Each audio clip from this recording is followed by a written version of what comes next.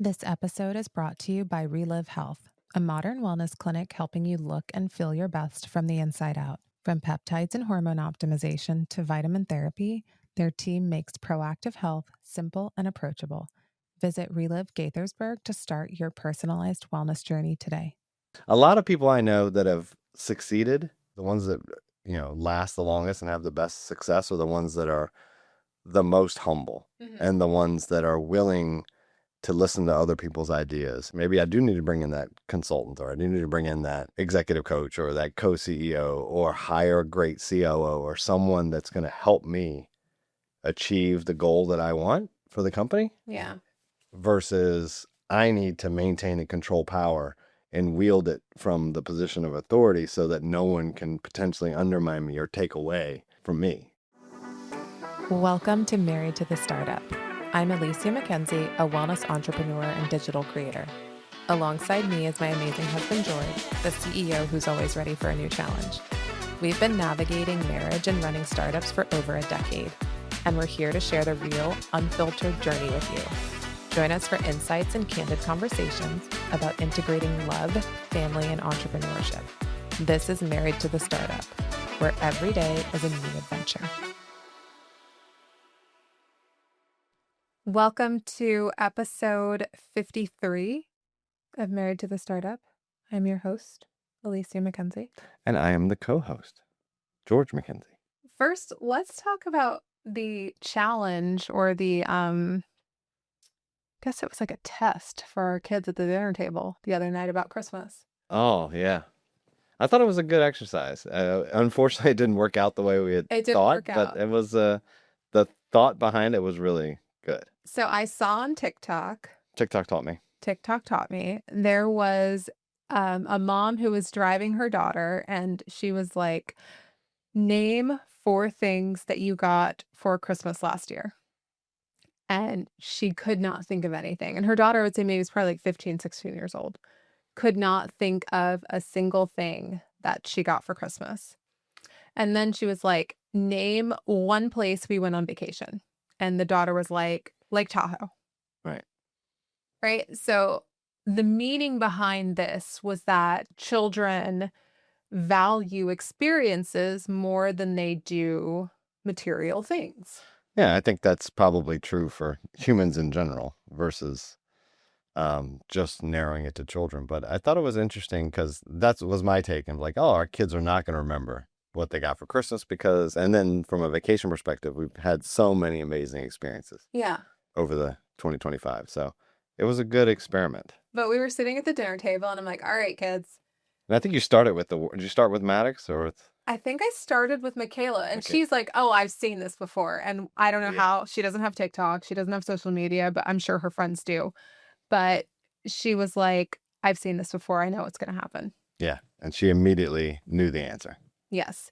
And she was able to tell me 4 things that she got for Christmas. Yeah. I thought the one, because I'm in the whole era of Sephora kids, she was able to say that she got Sephora and then explained what was in the bag. Like, oh, it was this and it was that and it was this and it was a bar of that and it was a stick of this. And you're like, holy shit. So she knew what she got. And then the 2 boys have not. They didn't have the pre-knowledge that she had. Right. They weren't prepped for this. So I was like, Maddox, name 4 things that you got for Christmas last year. And he was able to tell me. Yeah. 4 distinct items. With detail. Yeah. 4 items that he got for Christmas. And then we went to Meteoric and he was able to tell me 4 items that he got for Christmas, which mind blown because our children literally want for nothing.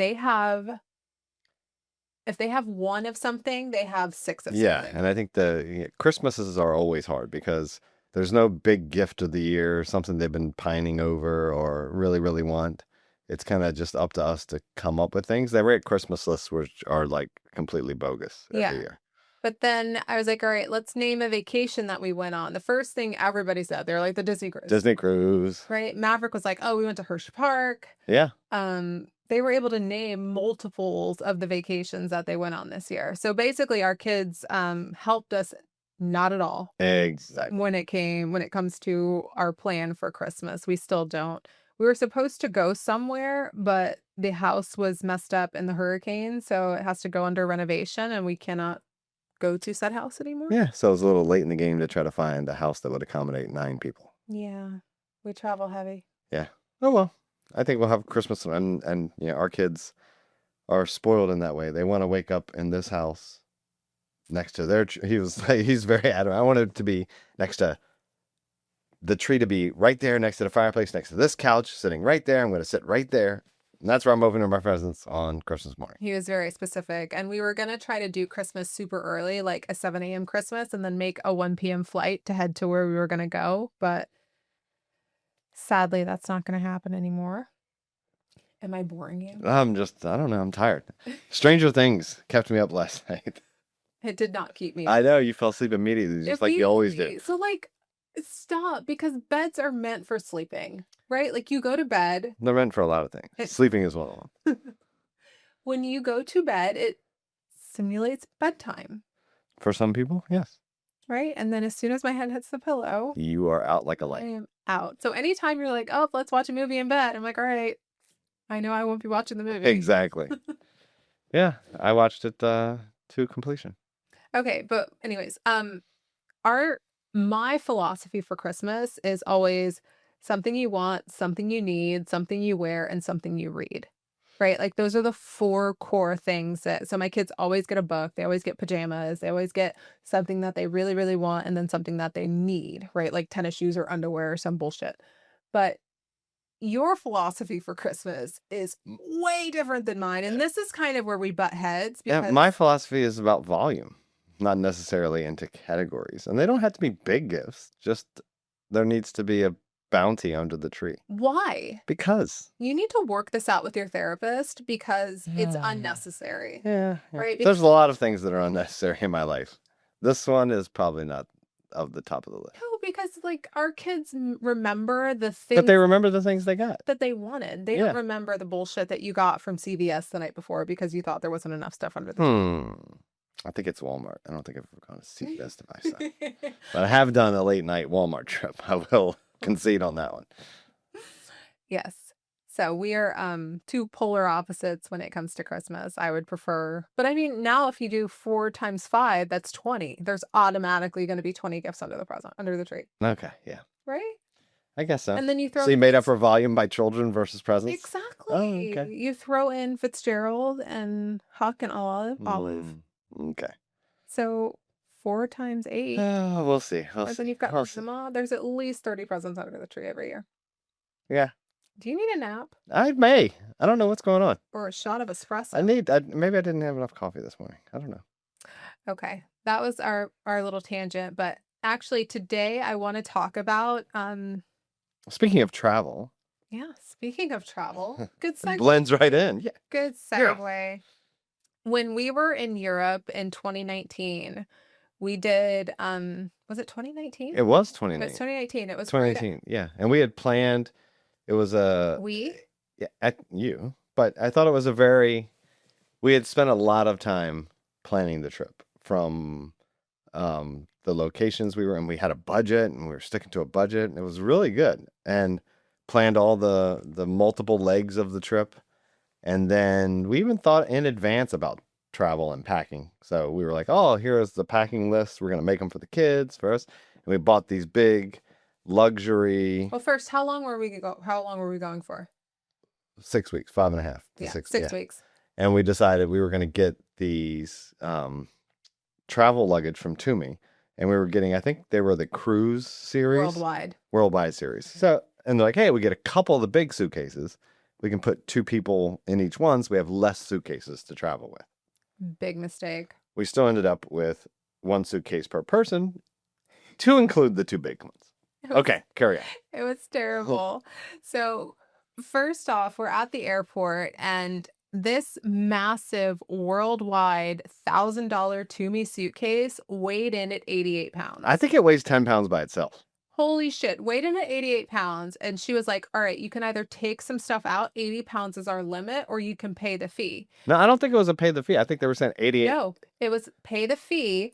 And the fee was $800. Oh, okay. She's like, if you don't take it out and get it below 70 pounds, 80 pounds. 80 pounds, it'll be $800 to send that extra 8 pounds. Aye. I'm like, are you fucking kidding me? Yeah. So, needless to say, we are just taking stuff. It was a lot of baby massive stuff, a lot of suitcase. diapers and other things that we just took out and shoved in kids' backpacks In or just threw it away. hindsight, like, we should have just bought diapers when we got to Europe. Yeah. I don't know why I didn't think about this, but I guess it was Maverick was still little, right? He was like maybe 18 months old. Yeah. If that. So I was like, no, he needs his It was a diapers. classic overpacking situation. It was complete overpacking. It was egregious. So needless to say, like, we had to take a bunch of shit out. We get over to Europe and we have 7 massive suitcases, and Europe is not travel friendly. It's not. It's travel friendly. It's not a large Alicia. family. Yeah, Alicia bring a lot of stuff with you travel. Right. To include like the hotel rooms for families aren't that big, and there's only one family room per floor. Yeah. And yeah, the vans that they pick you up in aren't like the size of U.S. vehicles. So it was a learning experience for everyone. And what we found out by the second phase of that trip when we went on the train ride, so car ride to train ride, was getting all that fucking luggage off the train and my wife and mother-in-law and kids off the train and wheeling those fucking bags through the streets was a recipe for disaster. It was terrible. So we ended up buying. Yeah, I think after the 2 days into the trip, we decided, or it was a week, maybe a weekend. I think we made it a week. And we decided, one, we packed way too much fucking clothes. Because the only clothes we were able to get away, it was hot as shit in summer in Europe that year. It was like the heat wave of all heat waves. Yes. And what we realized is there's no real washer dryer situation in any of these Airbnbs we were staying at. So hang dry was the only solution. Yes. And when you look at your wardrobe with that requirement, there's a lot that doesn't meet it. So you decide, okay, all of that we're shipping back.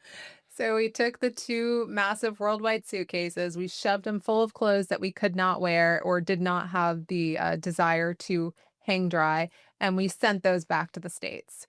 Meanwhile, somebody had told me about this company and it was popping up everywhere, and it was the Away suitcase.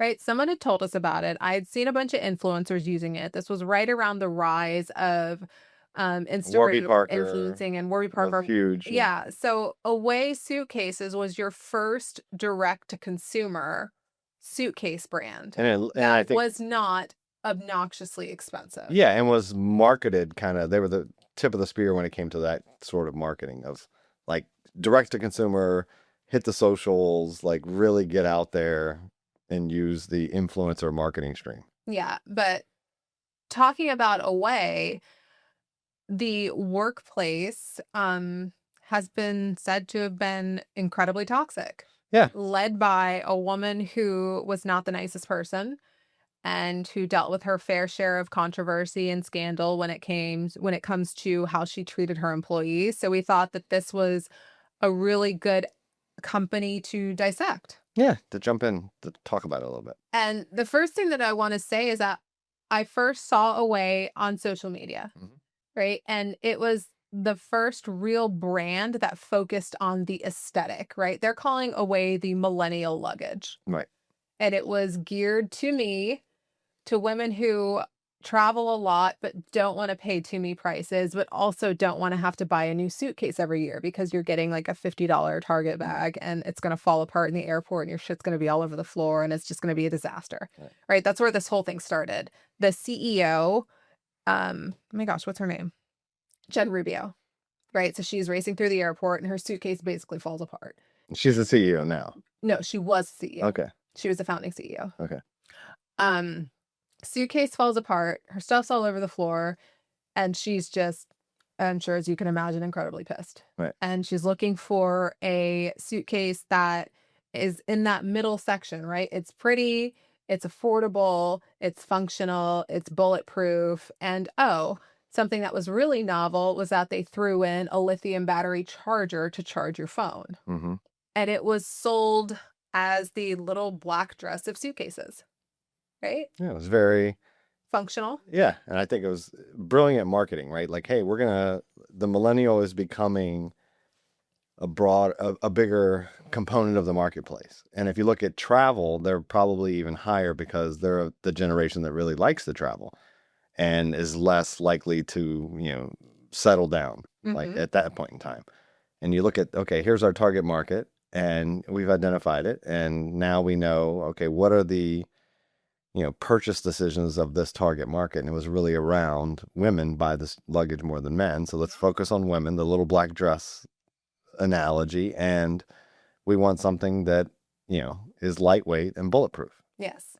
So you have Jen Rubio, and she was doing, so the two founders, Jen Rubio, Steph Corey, they had originally worked together at Warby Parker. Right. So they had working knowledge of this direct to consumer marketplace. But not only that, Jen Rubio did the social media for Warby Parker. So she had that knowledge and that background of how do I make my product a commodity, right? And how do I get it into the hands of these influential women that are driving and really into the market? Yeah, and I mean they came from a company in which was a market disruptor, right? You took the eyeglass industry, which was still is dominated for the most part by a couple manufacturers, and most of the brands that you would go to Sunglass Hut to buy, they're all the same fucking company. It's just different brands, but it's all the same thing. Absolutely. And same product with a different brand slot. Yeah. And the cost to produce is minuscule to what you're paying for it. So they looked at that and said, hey, if we produced a similar product using the similar methods with an incredible margin, we could charge a lot less and still be incredibly profitable. Absolutely. And Steph Corey had the operations knowledge from Warby Parker. Right. So she understood the manufacturing process, understood who to reach out to in China to get these things built. So how do we get them? These two women and you put them together. And I mean, that's a recipe for an away success. What happened? Yeah. And it was a runaway success. No. Anyway. No. So they went out to raise money, right? Because they obviously needed a little money to make the manufacturing round. Yeah, but they raised $150,000 from friends and family. Okay. Right? Friends and family round, nice and easy. Started, they took their blueprints, went to production, but they could not produce the bags as quickly as they wanted. Right. Okay. Right. So they couldn't get them. I think that's a big lesson for founders too. You see a lot of people that have unrealistic expectations for a friends and family round. Yeah. Of like, oh, I need to raise $2 million pre-money. Or $2 million pre-seed family. Like that's just a lot, and you can't take salary. Yeah. In a friends and family round, like you're working. Can we talk about the people who try to take a salary? I know, that's what I just think. You're like, wow, yeah. I mean, you're investing your time, and the payout is going to be the equity value. Yes. Not a salary. Not a salary. You don't get to pull salary out of my friends and family round. The second I see that on the line item, like. Yeah, that's. Recipe. It doesn't fly. Recipe for disaster. Recipe for disaster. Go ahead. But anyways, the product wasn't ready. They wanted to launch Christmas of 2015. They could not do it. Right. So they got creative. And they developed a book called The Places We Return To. And it was a coffee table book, right? It was beautiful. Photography, the places you want to visit. And with that book, they had a gift card towards the purchase of an away suitcase. Okay. Right. And I think their original. So were they selling these books? They were selling these books. Okay. Right. So they sold these coffee table books with a gift card for purchasing a suitcase. And their original suitcase was $250. I think it was. Okay. So they're selling the book. The carry-on. The book for $250, which included the suitcase. I don't know the exact price. But something like that. It was something like that. Okay. I mean, it's a brilliant marketing plan, right? You're like.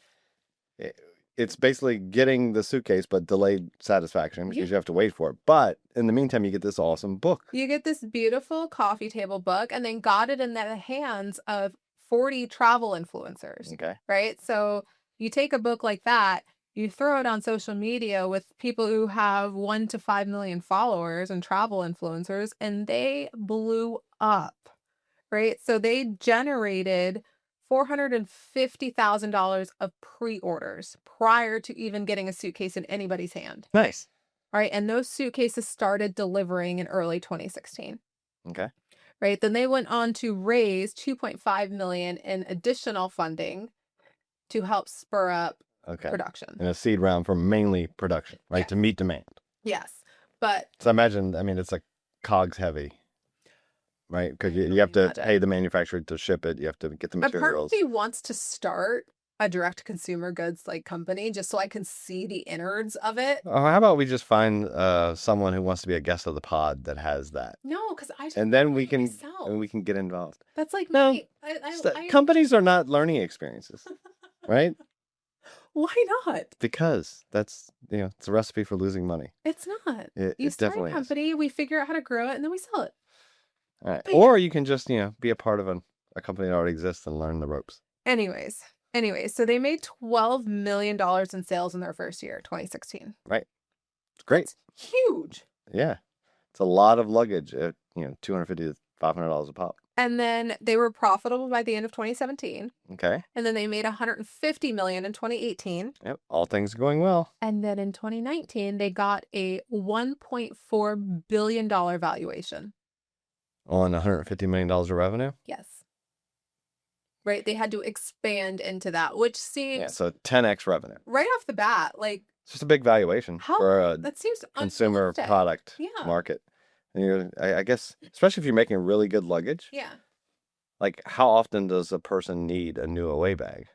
Exactly. Like, how do you keep selling to the same customer? But not only that, there were other companies that were entering the market, right? You had Beis, which is BEIS. That company, Ava owns one of those. Okay. That's the bag that like zips and has the shoes underneath. And then you also had yeah, once you've proven a market, right? And you're like, hey, this segment of the market exists, other people will follow. Yeah, there were other like great state bags. That's another one. Our children own those, right? Those were geared towards kids and they have the backpacks and all that stuff, right? So a $1.4 billion valuation just seems slightly aggressive. Yeah, well, just a little aggressive. It's worth what people are willing to pay.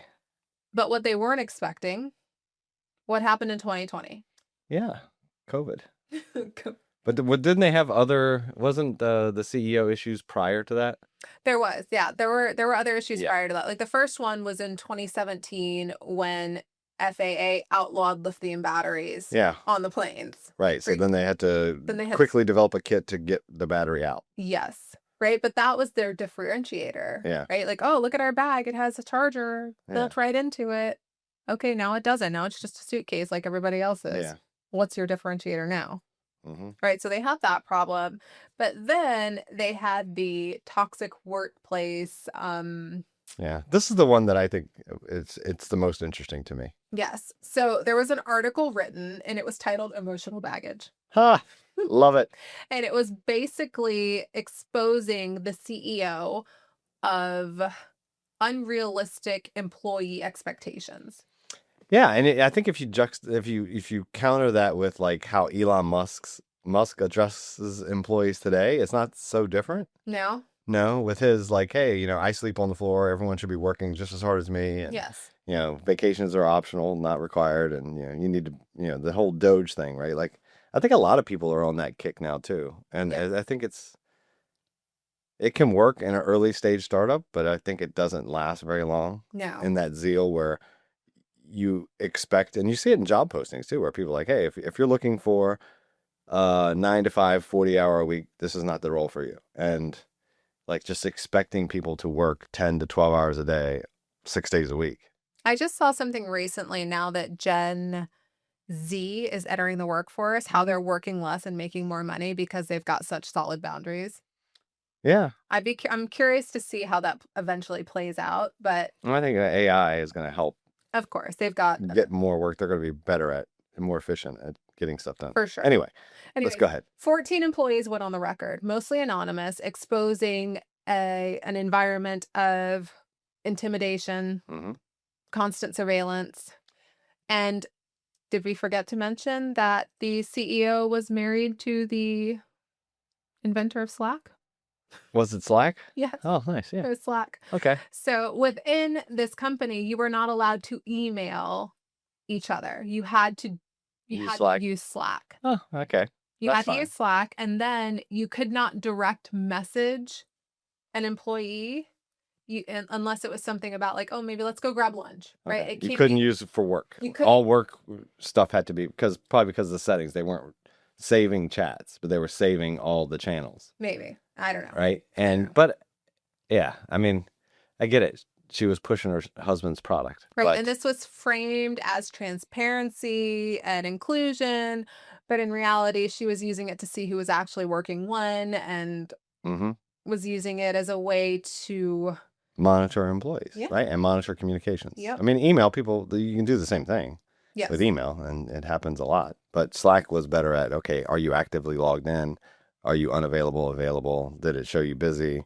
Right. And then I think there was something in there where there was a group of underrepresented employees that, created what they thought was a hidden channel. Yes. To complain about their bosses and also commiserate. And then, lo and behold, that was not a private channel. It was not a private channel. And they fired like 6 of them. And they fired 6 people. Right. Yes. And which was really funny because one of the women, I think it was a woman, one of the people that they fired was a person of color. And they accused her of being racist. Right. I mean, I'm sure there was probably inappropriate comments about whatever race, gender that they felt was, overrepresented in the company that was probably being, Probably. I'm sure people said things. People said things, and I think People that's a great thing. You should realize as employees entering the workforce, if you're using, your corporate communication channels, you better believe they're looking at that. Absolutely. So don't say shit. None of it's private. Yeah, don't say it. Don't say it. Use the text messages to your friends if you want to say inappropriate things. Right? Do you remember Or use the fucking phone. Just call. But do you remember, we'll be in meetings. I remember this, clear as day. I'll text you something and then I'll look at you. Yeah. I still do that. Right? It's like, this fucking guy serious? Yeah, don't use Slack or anything to say, because those things will always come back to bite you. Especially if you're going to talk shit. Yeah, email, chat, all that shit will come back to haunt you. Yes. So, all of this, employee intimidation, very toxic workplace. Yeah, and then I think she was openly calling people, mindless and brain dead, publicly berating people, in town halls. She would call you out, and I think that, for me, corporate culture and the workplace culture is always super important, and I think it's undervalued in a lot of startups, and it's undervalued even in big businesses because at that point, you become a tribe of tribes. And if you don't have a good, positive culture in the beginning and you don't set the tone as a leadership team and with your direct reports of what it is expected and why people would work for more than just the paycheck, then you're never going to be able to institute it later. So you have to have it right off the bat of what do you stand for? What's your culture? What do you want everybody to be and to represent? And then as you get bigger, you can only have a tribe of, up to maybe 100, 150 people. And then, you need new leaders. Mm-hmm. So then you become a tribe of tribes. And if you don't have a strong enough culture to permeate that second layer, then it'll all fall apart. But apparently her culture was bad from the beginning. Her culture was bad from the beginning. But one thing I always go back to is that when you were running DPS, everybody wanted to be a part of that community. Right? Working late, you would hold overnight hackathons. Yeah, I think it was, we tapped into something kind of rare. We just created a culture, around passion for what we did, one. And I think most of us embodied it. But it was also, we were in the right time, right place. And it kind of created where cybersecurity was, burgeoning out of a lot of these bigger IT companies. Mm-hmm. To being just cyber services. So you ended up with a lot of really smart people that didn't feel like they belonged in the IT crowd. They didn't really belong in this crowd. So we created a kind of a community, a place that they felt. Nerds. And we did. And we labeled it capital C community because it was, a noun. It was our community. It was our community. It was a formal thing. And, everyone, embodied it. And people were not upset to work longer hours because they believed and they felt appreciated. Yeah. And I think when you, like what she was saying, is expect you to work these long hours at the same time, I'm going to criticize you in public. Yeah. And, the lashings will continue until morale improves. Like, it's like one of those kind of memes. It was, you're not going to get the result you're looking for. She wanted dedication and people to work long hours and be, committed. But at the same time, you're berating them. Exactly. Like, if you're going to treat me like shit, I'm just going to work. Or find another job, right? Or It's you just, find another job. But that's something that I think as leaders, you got to, understand that going in. Yeah. And what kind of culture you're trying to build. And I don't know. I mean, some of it could have been her being a woman, an underrepresented community and a woman, and in probably a male dominated industry, and taking capital from probably private equity groups or VC groups that are probably mostly male oriented. Yeah. And they were probably pushing her. Feeling like she had something to prove. Yeah, she had something to prove. And I worked this fucking hard. Why isn't everybody else? Yeah. And it's because you have tons of fucking equity and no one else does. So yeah, you should be working harder than everybody else. Yes. That's just because you have more to gain. Yeah. Definitely. And more to lose. But eventually it got so bad that she resigned.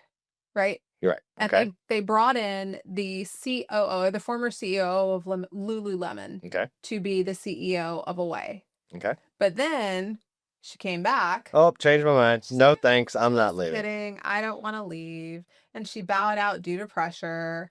And her heart wasn't in leaving, and so on and so forth. And she claimed that The Verge is reporting. So that's the article, the piece that outed her. She said it was inaccurate and she wanted to sue for slander and all these things, hired defamation lawyers. Hey.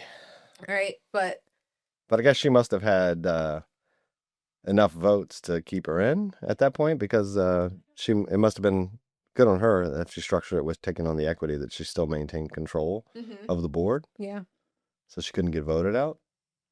But then 2020 happens. Yeah, when the travel bans happen and no one's flying or traveling anywhere and you're quarantining your home, I imagine luggage isn't the top of priorities for people. But not only that, 2020 happened, but she also was on maternity leave, right? So as a female who has given birth 5 times and gone through the postpartum phase 5 times, you were so fucking irrational. Yes.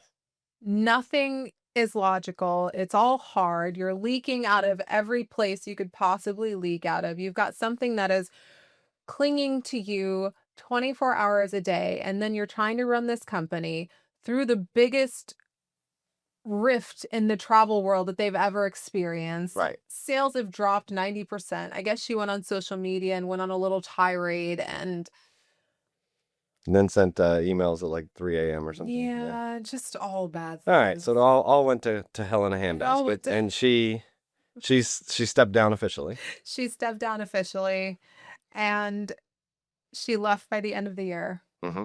And then the founder, they brought in another CEO, and the revenue went from 150 million to 135 million, which doesn't seem like that big of a drop. 10%. What we were going through. 10%. Decrease, right? Yeah. Maybe more. Maybe 20%. Yeah. Yeah. But I mean, nobody was traveling. Yeah. And they tried to get innovative and come up with different products, but no, I think they're still in that phase today. But I think that's the commonality of when you're on this rocket ship, right? And it's like we were just talking like the Silicon Valley, like, oh, no revenue. You don't want any revenue. Once you have revenue, then, whatever revenue number you have, it's never enough. And they always want more. And the valuation will be on revenue, not on pre-revenue, which could be anything. Yeah. And I think it's a stupid, thing. But like the investors that came in that valued this company at 1.4 billion, like they want 20 to 50% year over year top line growth. And they want revenue because they're betting on your future. They're not, the 4 billion valuation wasn't on the 150 million in sales. It was on the potential to be 500 million in sales. Yes. To whatever in sales. And when you aren't growing 20% to 50% year over year, it's incredibly difficult to go to the number that they valued you at. Yes. So yeah, I mean, there's two sides to every thing. One, the investors want the return. And they're like, if I bought in at 1.4 billion and your revenue goes down, that means my valuation, my shares went down. They're worth less. But at the same time, you got to be realistic with growth expectations as well as, everybody aligned on what the end goal is. Yeah. If the end goal is a $2 billion valuation, how do I get there and when do I get there? And then what are the, lead and lag indicators to show that I'm on a successful strategy? And then I think to Steph's defense, Steph Corey, she's the CEO. Okay. Right. In her defense, this company went from nothing to like this massive. Yeah. And this massive valuation. Massive juggernaut in under 4 years. Yeah. It's incredible. Right. Like that's huge. I think if it were me, I think maybe the company outgrew her. And she needed somebody to come in, but she also needed to have the self-awareness to say, okay, we're at a point where I cannot take this company any further and then bow out. Right. That would have been the smart thing to do versus, no, this is my baby. I'm going to drive it all the way into the fucking ground. Yeah. Well, I think that it's different personalities, but it's true. Like the person you need as the leader you need to be when you're a startup to 10 million in revenue is not the same leader you need to be when you're, $50 million in revenue to 300 million in revenue.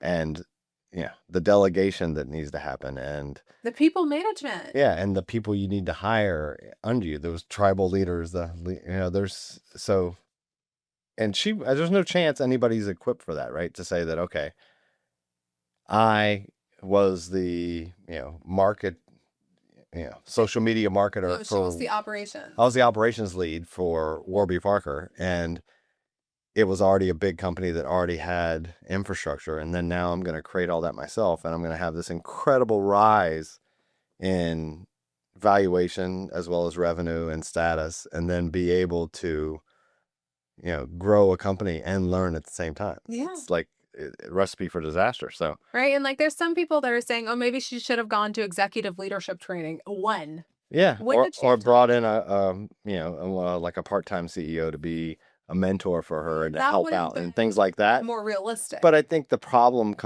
is that imposter syndrome, right? Where I hate that. I'm sure, I know, but there's no better way to describe it. Yeah. I think you have all this success and you immediately are like, well, did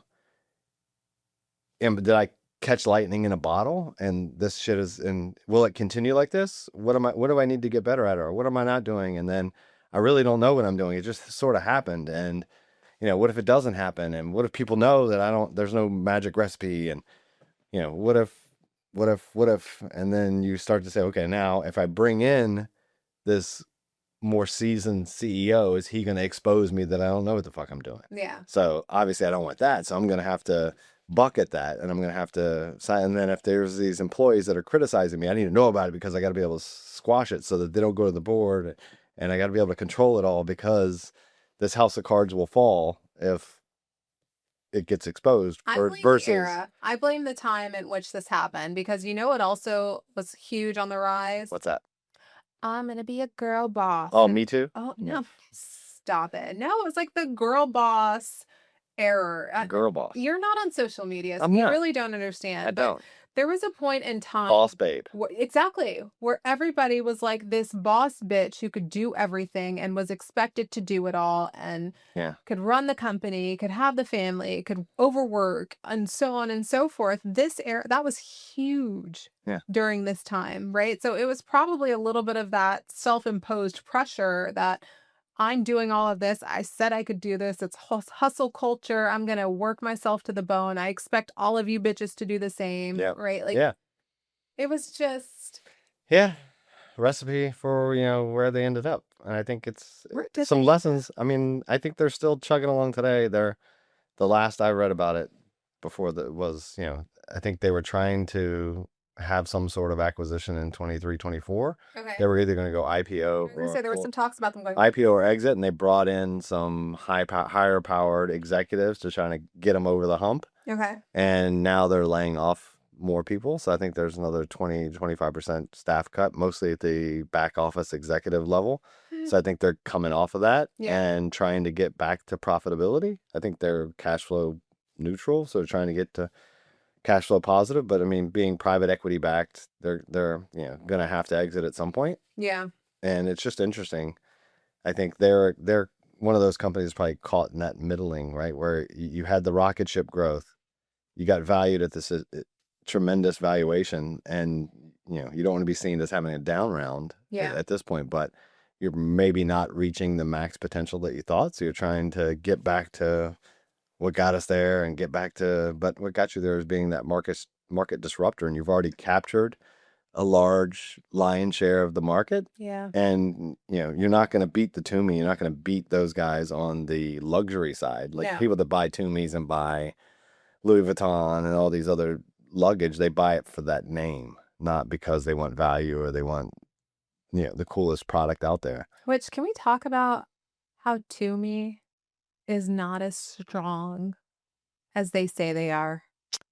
We've had multiple Toomey suitcases get beat to shit by TSA. But they always replace it, which is good. Okay, that's true. So that's the positive. Okay. I take it back. They always replace. They'll replace the handles. They replace the dents. They do, don't they? They're not quick about it. They stand behind their products, which I think is, if you're going to buy luggage, it's great. Yeah. But I think they captured their SOM is probably as big as it's going to get. Yeah. Maybe they can get into different places around the world where maybe Away is not as in London. I know maybe they're not as dominant in those as they may be in the US in this market segment. Yeah. Or they are. I just don't know what kind of R&D advancements you can make in luggage. Maybe. There's not that many ways to make a difference. I know, but maybe they will. Maybe they'll find it. So, I mean, yeah, I just don't know how much upside is still there. So they're trying to get back to what made them of being, maybe more nimble, smaller company focus. I'm not innovative enough to imagine anything other than what they have, right? Yeah. Like, they've got this. I love their products. Yeah, I think the suitcase and the little bag, maybe they build better duffel bag stuff. We spent 10 days in Hawaii. Yeah, their I thought it was little great. carry-on with their little duffel bag. It worked fine. Like, it was fantastic. And I have all of their little travel kit products. Like, it's perfect, but I don't need any more. Yeah. So. Well, we've had the same luggage now since Europe, I think, and we bought those for the Hawaii trip. So anyway, I think there's a lot of lessons from Away. One, watch what you do on social media, and then be careful of growing too fast, right? And getting these gigantic valuations. And I understand you want the big valuation so you can do a big raise. Yeah. And it makes you feel good because, hey, if I have 30%, if I have 10% of the company and we just got valued at 1.4 billion, now I am worth 140 million. Yeah. That's my 10% is worth 140 million. Absolutely. And it feels great, but maybe raising at a lower valuation would have been more prudent, because then you wouldn't have as much pressure for that continued growth and the continued revenue drive to get 2 billion, 3 billion in valuation. And I think that's, a lesson for founders is watch that valuation. I mean, understand it's always great to raise at the biggest valuation you want because it sounds fantastic, but the expectation management at that point, and once you have professional money involved in the company, they care less about investing for the future. Most care less about investing for the future because their time horizon, let's say if it's private equity, time horizon's 3 to 5 years mostly. So they want, how am I going to get the most exit I can in these 3 to 5 years? And it's not investing in some product launch 3 years from now, right? 1.4 billion dollar valuation. Like, that's, I can't imagine trying to grow into that, right? Like, that's what it is. They want you. You have to grow into it. Yeah. You have to grow into this. Yeah. So, I mean, I think you got to understand. You have to understand what's realistic. Market. Yeah. What's your obtainable market? How are you going to go get it? And what's realistic?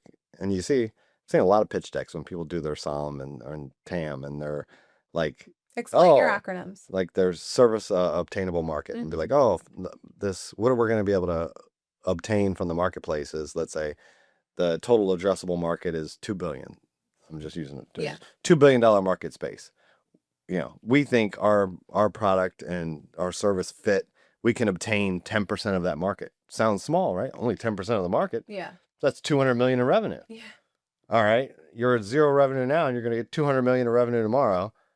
And that's what you want to be valued on. That's how big I can get. I could obtain that 10%. So That's a big fucking target. Yeah. Like, how are you going to get from 0 to 200 million?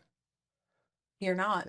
Maybe you will. I mean, there's a lot of rocket ships people that do it, but I I think it'd be easier to say, hey, I'm going to raise.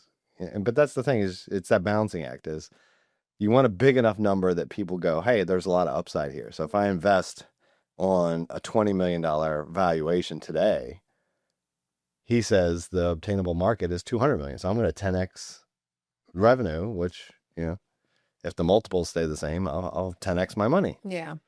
I don't know. Yeah. And then I think the other thing is to be confident. Most of the best leaders, I don't know if that's the right saying. A lot of people I know that have succeeded, let's say not entrepreneurs, or some entrepreneurs, but some executives, the better executives, the ones that, last the longest and have the best success are the ones that are the most humble and the ones that are willing to listen to other people's ideas and willing to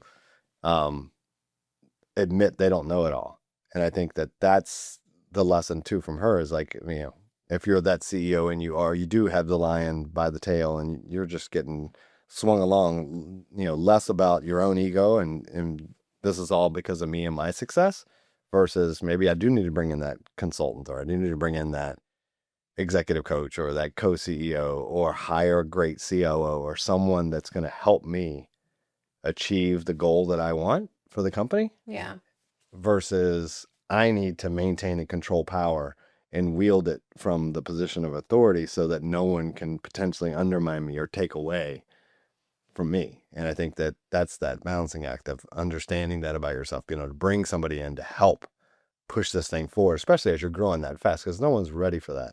When I was reading the Verge article, there was a lot of talk about how she wanted 100% of the customer service messages, phone calls, instant messages to be addressed. The phone calls immediately, instant messages immediately, emails within 4 hours. There were 6 people on the team. Yeah, that's a great goal. It's a fantastic goal, and that goal is achievable when you have your first 100,000 orders. But when you have millions of orders, it was so unrealistic. Right. If you scale your customers 10x and you scale your workforce 1x, how do you expect that delta to maintain? That's what I mean. Like the manpower just it was not physically there to do it. And so you have the goal, great, but you don't berate people because you missed the goal. Right, like she's canceling PTO. She's sending all these Slack messages at 3 a.m. Why isn't anybody doing this? Are you going to be able to do this? And I think maybe if she'd had... You go fucking do it. Or, if she'd have had some coaching of, look at the numbers, like how many complaints can one person handle within that SLA? And, and then do the math. Okay, we have 10x more complaints than we had before, and we were barely able to do it then. We haven't increased our workforce. Then there's no way we can do that. And what kills and the messaging of, chastising is not the way. I've always believed you publicly praise and then you privately criticize. Yeah. So town halls and it's all about the greatness. Oh, this person did such an amazing job. Let's highlight this achievement. And then when you have something negative to say, you do that in a one-on-one, not in a public forum. Are you trying to tell me something? Yes, exactly. The compliment sandwich. She brought in somebody to help her manage the team, right? The customer service. She brought in somebody. Perfect.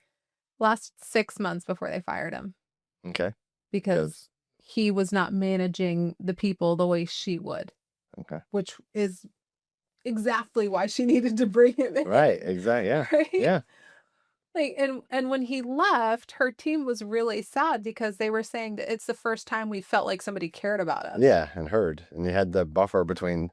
Yes. And that's another thing, like the Scaling Up book talks about, and other things when they interview these companies, the ones that are successful and then the ones that aren't successful, a lot of times what they find is the leader, the CEO of the company, if he is, let's say he's a marketing specialist, that's where he came up. He was a marketing specialist and became the CEO of the company.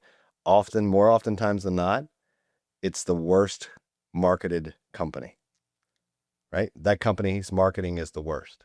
Why? because they don't delegate the marketing to someone who's focused on marketing. Yes. They are trying to be CEO and do the marketing and do everything all at once versus having someone who's and giving that autonomy and, giving that power and, accountability to that person to say, okay, you are in charge of marketing. I am not. I am the CEO. I'm in charge of the P&L. I'm in charge of investor relationship. I'm in charge of strategic goals and direction. You are in charge of marketing. Yes. And then I will manage you according to the KPIs associated with marketing. Which apparently I learned that marketing and branding are two completely different things and should be managed by two completely different people. Wow. Did you realize that? Did you know that? No. Mm-hmm. Yeah. Marketing is one thing. Branding is another. Yeah. There's some Overlap. interwovenness. Yeah. But it should be managed by two separate people. Did not know that. Yeah. I think if you're a large company, that makes a lot of sense. When you're in startup phase and you got 10 employees, you can't have a brand person and a marketing person. True. Right. So, and I think that's the things you realize as you scale. Like those things are two different things, which, I mean, as you scale fast, a lot of times you get caught in that mindset of, no, Johnny's been doing brand and marketing since the beginning. Why do we need two people now? He's always done it. Mm-hmm. And you realize that, no, you got to change the hat that you have on about, what you see in the mirror. Yeah. So I guess know what you don't know. Yeah.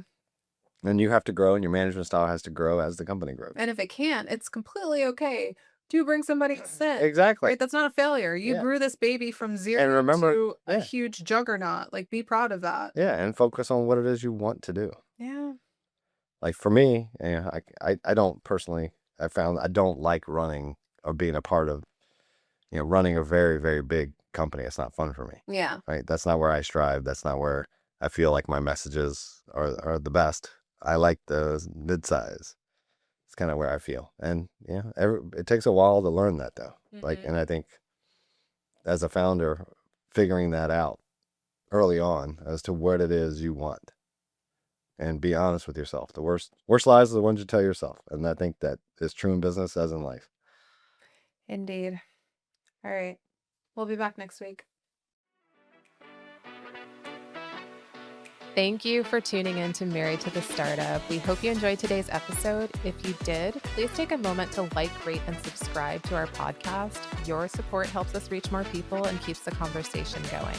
If you have any questions or topics you'd like us to cover, drop me a message. I love hearing from you guys. Until next time. George, out.